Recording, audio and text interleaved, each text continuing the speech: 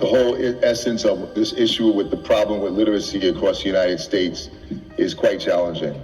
You know, us longtime educators, we have a little saying, especially us elementary teachers, that from birth to second grade, children have to learn to read, because by third grade, they must read to learn. Because if we don't do our job as educators, our children won't have luxury problems. They may have survival problems, as in, will they be able to sustain their family and provide for their families? So I think that is really, really what's at stake.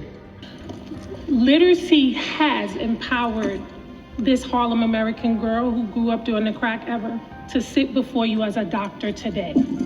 So when I think about literacy, thank you.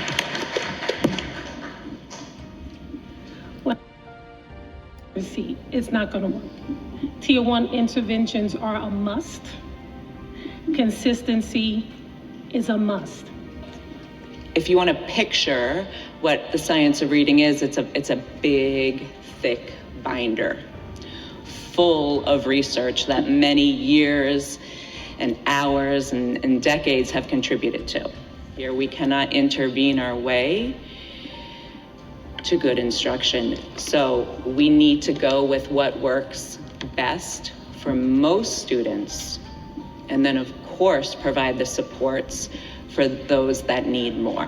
And you need to understand that you are important partners. As we saw in the movie, you are essential partners in ensuring that your children become literate early on, and you learn along with them. A few key starting steps. It's a very simple thing to do. No, just kidding. It's not. It's very hard. But we try and we try and we try and we keep going, because this is what it's about. Literacy is the key, most important thing that any child could ever get out of our schools, and that is what we're here to do. When it's all quiet, they have to see the parents reading as well. We have to be models for our children.